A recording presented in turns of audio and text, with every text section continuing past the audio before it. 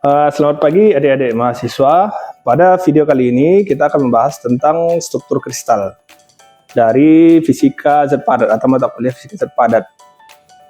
Di mana pada struktur kristal ini adalah dasar kita untuk memahami sifat fisik dan kimia pada material zat padat. Susunan atom-atom ini nanti akan memberikan kita informasi tentang karakteristik dari suatu material yang kemudian dari situ kita akan bisa menentukan sifat-sifatnya. Oke, pada dasarnya material itu saat kita melihat berdasarkan strukturnya itu ada dua, yaitu yang pertama kristal dan yang kedua amorf. Material kristal bisa dilihat pada gambar di samping ini, di mana material kristal itu merupakan suatu material di mana atom-atomnya itu tersusun secara teratur dalam 3 dimensi.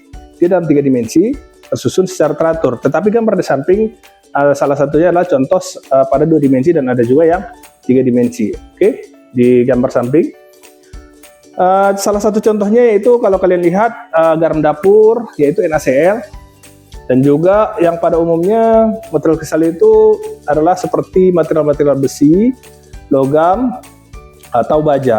Kemudian kita lanjut ke tentang strukturnya. Tadi kita membahas tentang materialnya, sekarang ke strukturnya. Oke, salah satu yang jadi pertanyaan kita adalah apa itu struktur kristal? Struktur kristal itu sendiri mungkin kita awalnya beranggapan bahwa kristal itu adalah seperti gambar yang di samping ini. Tetapi ini sebenarnya tidak salah.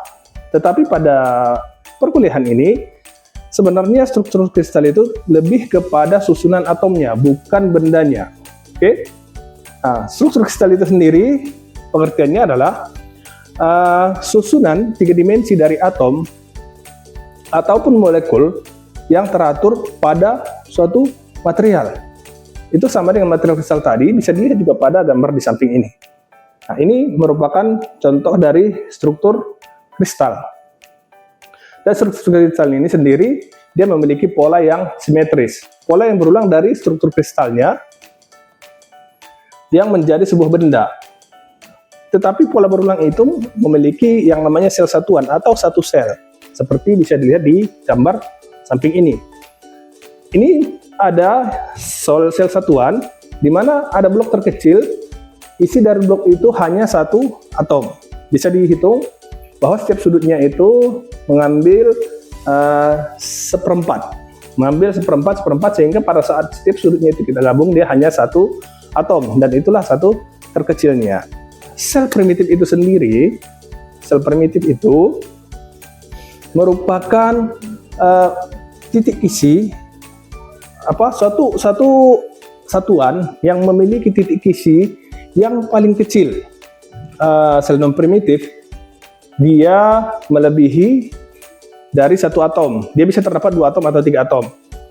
Oke, penjelasan selanjutnya dalam sel primitif, yaitu dalam sel primitif itu sendiri titik isi atom dan sel ini sering sekali memiliki ukuran yang paling kecil dan juga memiliki volume paling kecil. Kalau dia pada 2 dimensi dia memiliki ukuran paling kecil seperti gambar samping.